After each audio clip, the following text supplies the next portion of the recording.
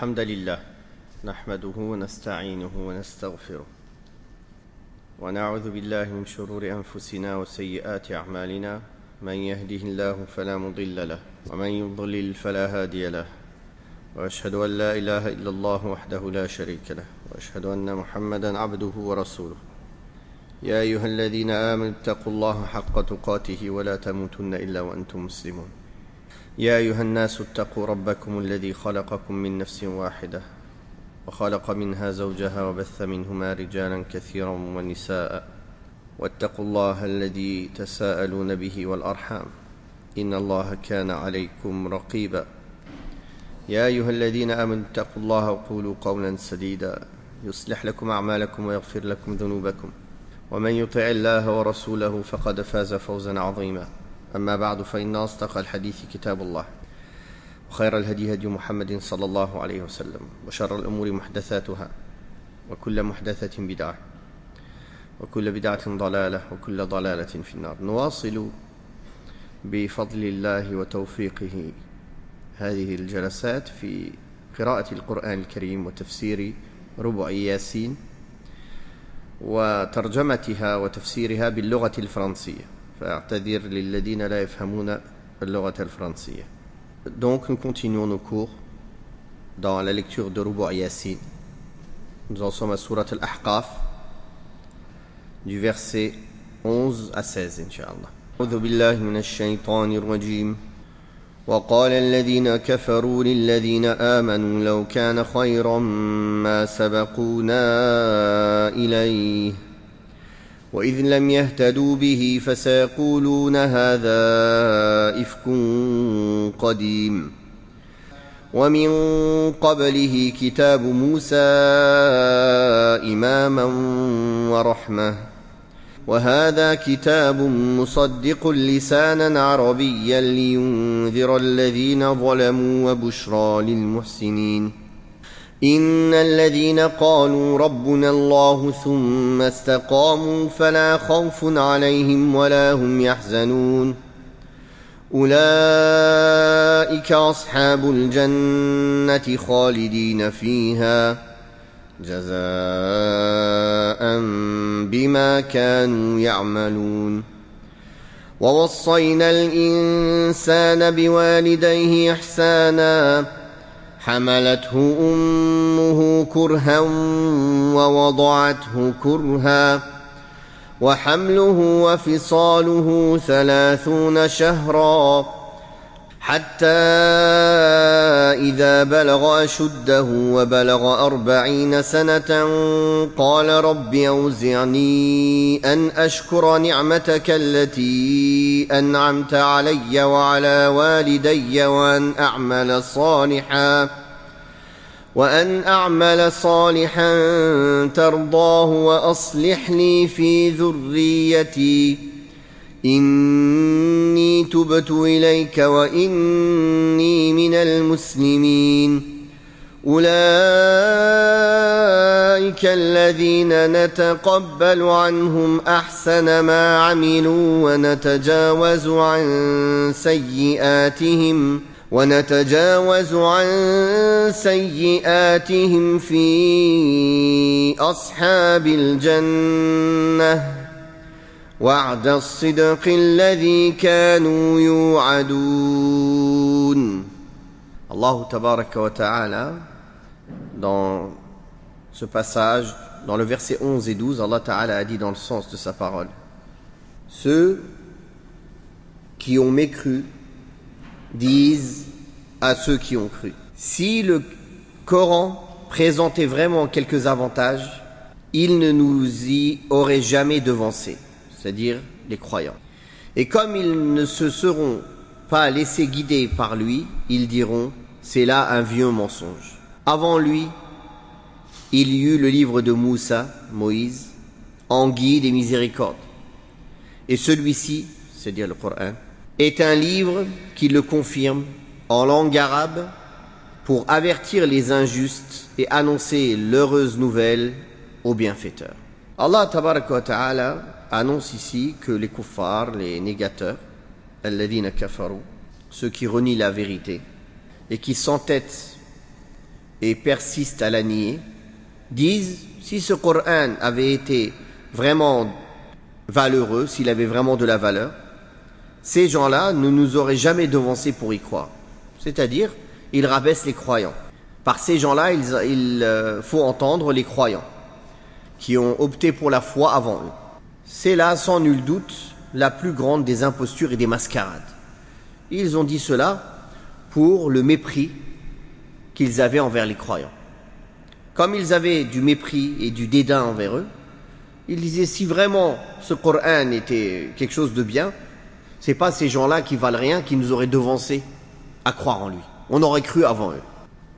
Cela prouve leur ignorance, leur orgueil, et c'est un symbole que ils ne sont pas prêts à accepter la vérité. Quel rapport entre le fait que si des gens ils ont cru à la vérité, quel rapport entre cela et le fait que ce soit vrai ou faux? Pourquoi ce serait vous qui seriez prioritaire à croire? Si vous aviez été bon, effectivement, vous auriez été prioritaire à croire. Mais comme vous êtes mauvais, Allah subhanahu wa ta'ala ne vous a pas guidé à la foi, car vous l'avez refusé. En quoi vous êtes spirituellement ou moralement plus parfait?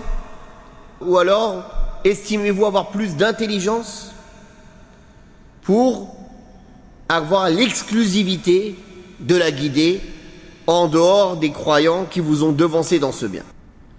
En réalité, ces propos qui émanent d'eux sont un aveu de leur part sur leur incapacité à faire ce qu'ils prétendent, tout en rabaissant et en blâmant ceux qui les ont devancés en cela. C'est pour cela qu'Allah tabaraka wa ta'ala a dit dans le sens, mais ne parvenant pas à se faire guider par ce livre, ils diront, c'est une vieille imposture. Quand quelqu'un il n'arrive pas à faire quelque chose, il dit, ah, ça n'a aucune valeur.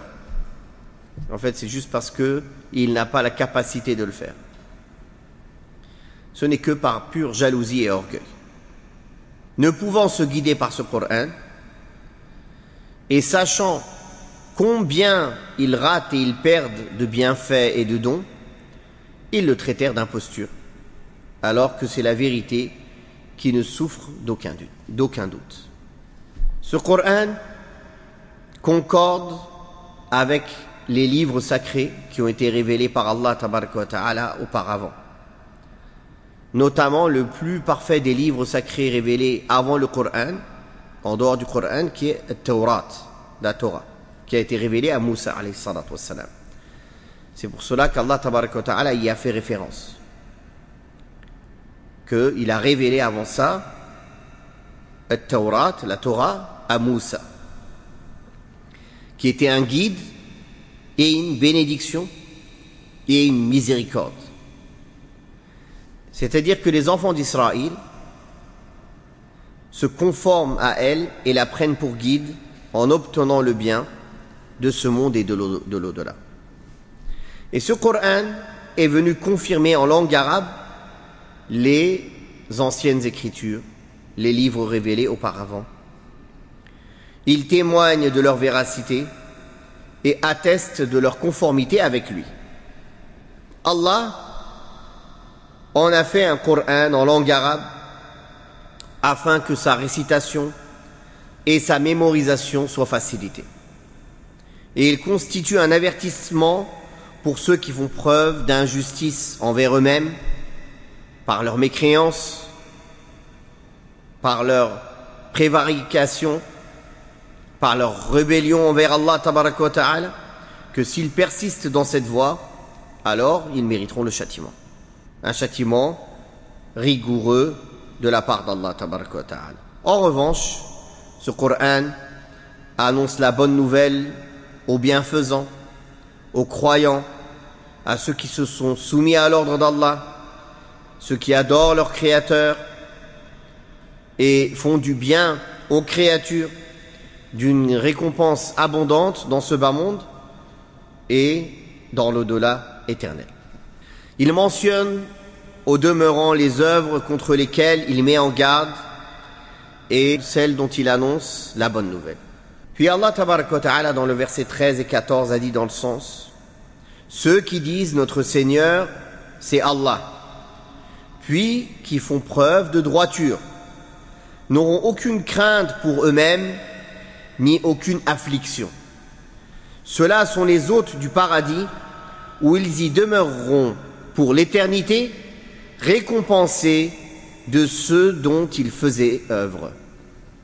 C'est-à-dire que ceux qui reconnaissaient l'existence de leur Seigneur et témoignaient de son unicité, puis qui se soumettaient à son adoration avec assiduité et qui se conduisent avec droiture durant toute leur vie sur le droit chemin, ne connaîtront ni crainte contre tout mal ultérieur, ni tristesse pour ceux qu'ils auront laissés derrière eux. Ceux-là seront pour l'éternité les hôtes du paradis. Pour toujours, ils seront les habitants du paradis. Ils ne désireront aucune demeure autre que le paradis et ne voudront jamais échanger celle-ci en récompense de leurs œuvres qu'ils ont fait sur terre, comme la foi en Allah, qui implique l'accomplissement des bonnes œuvres, qui les amène à se conduire avec droiture, ce pourquoi ils ont mérité tous ces bienfaits et tous ces mérites. Puis Allah tabaraka wa ta'ala dans les versets 15 et 16 dit dans le sens de sa parole: nous avons recommandé à l'homme la bienfaisance envers ses deux parents. Sa mère l'a porté dans la douleur et l'a enfanté dans la douleur. Sa gestation et son sevrage durent 30 mois. Et quand il parvient à la force de l'âge et atteint 40 ans, il dit: Seigneur, accorde-moi d'être reconnaissant pour les faveurs que tu m'as gratifiées, ainsi que mes deux parents, et de faire œuvre de bien comme tu l'agrées. Fais que ma descendance soit bonne et vertueuse, je reviens à toi repentant, et je suis du nombre des soumis. Ceux-là, le meilleur de ceux dont ils ont fait œuvre sera accepté d'eux, et leurs méfaits seront effacés. Ils comptent parmi les hôtes du paradis, telle est la promesse de vérité qui leur a été faite. Il s'agit ici d'une preuve de la compassion d'Allah tabaraka wa ta'ala à l'égard de ses serviteurs et de sa bienveillance envers les parents, en ce qu'il a recommandé aux enfants de les respecter et d'être bienfaisants envers eux par les bonnes paroles, les actes vertueux, les dépenses, la prise en charge financière et l'entretien affectif et pécunier. Ensuite, Allah tabaraka wa ta'ala montre les causes qui imposent cela, en rappelant ce que la mère endure comme peine en portant son enfant dans son ventre, puis en le mettant au monde, puis en l'allaitant et en l'élevant. Cela n'est pas une question d'une heure ou de quelques heures, mais il s'agit d'une longue période évaluée à 30 mois. Minimum 30 mois. Cela peut aller à plus que cela. 9 mois pour la grossesse et le reste pour l'allaitement, ça fait plus de 30 mois. Ça fait 24 mois plus 9, ça fait 33. 33 mois si la grossesse vient à terme. Mais si la grossesse ne vient pas à terme, le minimum d'une grossesse viable, c'est 6 mois. Car on a dans la parole d'Allah tabaraka wa ta'ala dans sourate al-Baqarah: وَالْوَالِدَاتُ يُرْضِعْنَ أَوْلَادَهُنَّ حَوْلَيْنِ كَامِلَيْنِ لِمَنْ أَرَادَ أَنْ يُتِمَّ الرَّضَاعَةَ. Les femmes, les mères allaiteront leur enfant 2 années complètes, c'est-à-dire 24 mois, pour celle qui veut compléter l'allaitement. D'ailleurs, c'est un droit de l'enfant, l'allaitement. Et c'est un droit aussi du mari. C'est-à-dire, si le mari désire que la femme allaite et la femme, elle veut pas, elle doit lui obéir. Elle est dans l'obligation de lui obéir. Sauf si, bien sûr, elle est dans l'incapacité d'allaiter, ou que son lait n'est pas nutritif pour l'enfant. Mais sinon, normalement, c'est au minimum recommandé d'allaiter l'enfant, et cela devient obligatoire si l'enfant a besoin de ce lait, ou il risque une nuisance si on lui arrête le lait maternel. Aussi, si le mari le désire, cela devient aussi obligatoire. C'est un droit qu'il a. Quoi qu'il en soit, l'allaitement est un grand bienfait pour l'enfant, pour la mère, même pour la nature. Quelqu'un veut dire comment ça pour la nature? Pour l'environnement.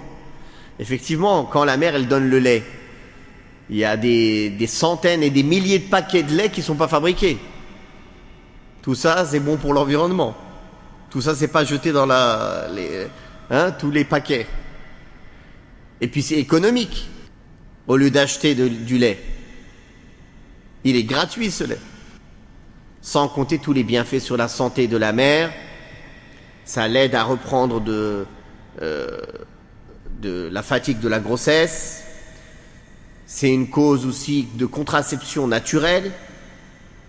C'est une cause de diminuer les causes de cancer et beaucoup de maladies chez la femme, surtout le cancer de la poitrine, du sein.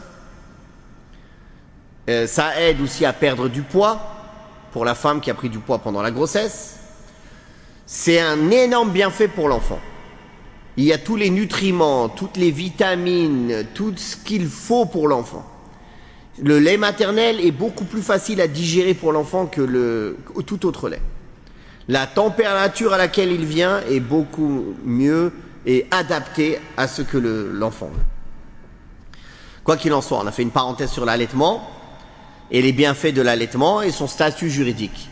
Car malheureusement, beaucoup de nos sœurs aujourd'hui veulent, sous prétexte comme d'habitude de liberté, ne pas allaiter, pour pouvoir être libre. Il est clair que c'est un peu fatigant, qu'un enfant allaité il se réveille plus souvent la nuit qu'un enfant qu'on bourre avec du biberon, mais il y a un énorme bienfait dedans. Sans compter, et ça c'est un des meilleurs bienfaits aussi, le lien affectif qui se crée entre le bébé et la mère, dont l'enfant a besoin pour son développement.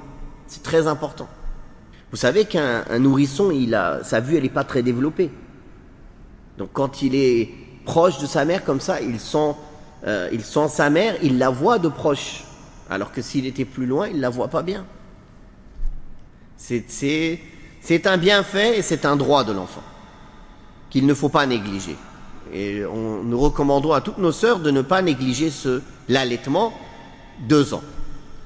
D'ailleurs, même l'OMS, elle recommande l'allaitement complet minimum jusqu'à 6 mois. Minimum jusqu'à 6 mois, l'allaitement complet, c'est-à-dire sans rien d'autre. Sans ajouter aucun autre aliment. Et après 6 mois, cela dépend. Cela dépend de la force du lait. Est-ce qu'on rajoute des petits aliments en plus de l'allaitement ou non? Mais quoi qu'il en soit, essayez d'aller jusqu'au bout de l'allaitement, c'est-à-dire les 2 ans. 2 ans et j'y rien, 24 mois et j'y rien. Donc, ici, pour revenir au verset où Allah tabaraka wa ta'ala a dit que sa gestation et son allaitement sont de 30 mois. Et on voit dans le verset de Surat al-Baqarah que l'allaitement dure 24 mois. Donc cela prouve que le minimum, la période minimale de la grossesse est de 6 mois. Et elle va jusqu'à 9 mois. Donc si on enlève les 24 mois aux 30 mois, il reste les 6 mois. Puis, quand Allah Ta'ala a dit en parlant de cet enfant, quand il atteint la maturité, c'est-à-dire le summum de sa force et de son développement intellectuel et de sa raison, c'est-à-dire à 40 ans, il dira, Seigneur, fais en sorte, c'est-à-dire inspire-moi et assiste-moi, que je sois reconnaissant envers toi pour les bienfaits dont tu nous as comblés, moi et mes parents. Le plus grand bienfait, c'est le bienfait de la religion. Puis aussi, tous les bienfaits liés à la santé, à la sécurité et tous les bienfaits de la vie profane. La reconnaissance de ces bienfaits envers Allah Tabaraka wa Ta'ala consiste à les utiliser dans l'adoration d'Allah, dans ce qu'Allah aime, dans l'adoration de celui qui t'a accordé ces bienfaits, et dans le fait d'avouer son incapacité à rendre grâce à Allah tabaraka wa ta'ala pour ses bienfaits et dans le fait de fournir le maximum d'efforts pour louer Allah tabaraka wa ta'ala et pour faire ses éloges et pour lui obéir. Quant aux bienfaits qui sont accordés aux parents, ils sont aussi des bienfaits en faveur de leurs enfants, dans la mesure où il est indispensable qu'ils soient touchés par ces bienfaits, par leur cause et leur effet, surtout le bienfait de la religion. En effet, le bon comportement des parents, par la science et les bonnes œuvres, est une des meilleures causes de la bonne éducation et du bon comportement des enfants. Et dans cette dua, qu'est-ce qu'il dit, celui qui a atteint 40 ans, et que j'accomplisse de bonnes œuvres que tu agréeras, de sorte à réunir tout ce qu'il fait comme bien et qu'il soit épargné de tout ce qui est corrompu. Telles sont les œuvres qu'Allah tabaraka wa ta'ala agrée, accepte et qu'il rétribue. Faire en sorte que ma prospérité soit d'une bonne moralité. Donc après avoir invoqué pour lui et pour ses parents, il a invoqué pour sa descendance. Après qu'il ait demandé une bonne moralité pour lui, il a demandé cette bonne moralité aussi pour sa postérité, c'est-à-dire pour sa descendance, en précisant que la bonne moralité des enfants se répercute par ses bonnes conséquences sur les parents, car des enfants d'une bonne moralité sont bons envers les parents. Et même après leur mort, pendant leur vivant, ils sont à leur service, ils lient les liens de parenté, ils essaient de les réjouir, d'être à leur service, et après leur mort, ils continuent à lier les liens de parenté et à invoquer Allah en leur faveur. Puis, dans cette dua, Allah Ta'ala a dit qu'il dit « Je reviens repentant vers toi de tous les péchés et erreurs en retournant à ton adoration, et je me déclare du nombre des soumis. » Allah Ta'ala, en parlant de cela, a dit « Voilà ceux dont nous avons donné la description, dont nous agréerons les œuvres les plus méritoires, à savoir les actes d'adoration, car ils accomplissent aussi d'autres choses à part ces actes. En passant outre sur leurs méfaits, ils feront partie des hôtes du paradis en obtenant tout ce qu'ils aiment et tout ce qu'ils désirent et en échappant à tout ce qu'ils abhorrent et tout ce qu'ils détestent. Ceci selon la promesse sincère qui leur a été faite de la part d'Allah tabaraka wa ta'ala. Et Allah tabaraka wa ta'ala ne manque jamais à sa promesse, Une promesse véridique venant du plus véridique des locuteurs qui ne faillit jamais à sa promesse subhanahu wa ta'ala. Nous demandons à Allah tabaraka wa ta'ala de nous compter parmi les habitants du paradis et parmi ceux qui sont reconnaissants envers Allah. Quand Allah tabaraka wa ta'ala les a comblés de bienfaits, leur a donné la santé jusqu'à pouvoir atteindre la force de l'âge qui est 40 ans, la force de la maturité, qu'ils soient comme la personne qu'Allah a décrit ici dans ce verset, qu'ils soient reconnaissants envers Allah, qu'il invoque Allah, qu'il soit reconnaissant envers ses parents, qu'il invoque en faveur de ses parents, qu'il invoque en faveur de sa descendance, qu'il fasse l'effort d'être d'une bonne moralité lui-même pour pouvoir influencer sa descendance d'être aussi d'une bonne moralité. On va s'arrêter ici, Inch'Allah, pour aujourd'hui. Wallahu ta'ala a'la wa a'lam. Wa sallallahu ala Muhammadin wa ala alihi wa sahbihi wa sallam. Alhamdulillahi Rabbil alamin.